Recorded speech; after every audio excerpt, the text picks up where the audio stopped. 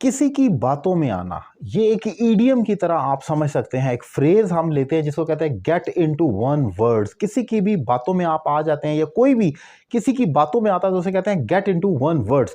अब ये जो फ्रेज है या ईडियम है, ये situation to situation, subject to subject या आप कह लें नाउन टू नाउन चेंज हो सकता है। फॉर एग्जाम्पल, उसकी बातों में मत आना, तो ये एक इंपेरेटिव सेंटेंस है, तो मैं कहूँगा don't get into his words. उसके लफ्जों में मत आना या उसकी बातों में मत आना।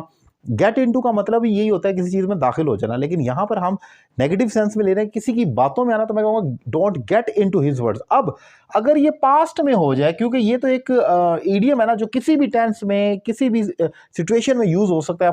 अब वो उसकी बातों में आ गया, तो मैं कहूंगा he got into his words, वो उसकी बातों में आ गया। अब यहां पर गेट गॉट में चला गया, बाकी तो वो उसी तरीके से, क्योंकि पास्ट इंडेफिनिट है तो वर्ब की सेकंड फॉर्म इस्तेमाल होनी है, तो यहां पर आपने गॉट कर दिया।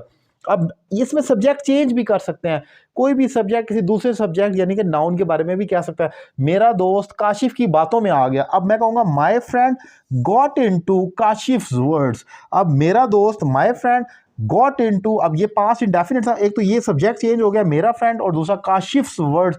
यहां पर अगर मैं कहूंगा ना कि काशिफ नाउन है और काशिफ के अल्फाज, तो एपोस्ट्रोफी एस लग जाएगा, क्योंकि नाउन की मलकियत का इजहार करने के लिए एपोस्ट्रोफी एस होती है।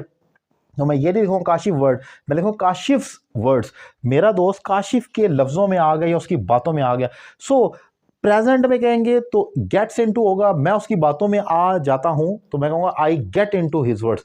अली उसकी बातों में आ जाता है, तो मैं सिंगलर है तो मैं कहूंगा अली गेट्स, एस लग जाएगा, Ali gets into his words. अब अली उसकी बातों में आ गया, अगर पास्ट में Ali got into his words, तो गेट गॉट्स, गेट गॉट और गेट्स, या तुम उसकी बातों में आ रहे हो। अब ऐसा भी हो सकता है, प्रेजेंट में बिल्कुल यूज कर सकते हैं, तो आप कहेंगे you are getting into his words. अब वो प्रेजेंट कंटीन्यूअस या प्रोग्रेसिव है, तो हम उसको गेट को गेटिंग भी कर देंगे। सो कहने का मकसद ये है कि गेट करे गेटिंग करे, ये टेंस को सिचुएशन पे डिपेंड करता है, प्रेजेंट है पास्ट है उसको कंटिन्यूअस है या प्रोग्रेसिव फॉर्म है, लेकिन असल इंपॉर्टेंट स्ट्रक्चर है वो गेट इनटू वन वर्ड्स है, कि किसी के लफ्जों में आ जाना, किसी की बातों में आ जाना।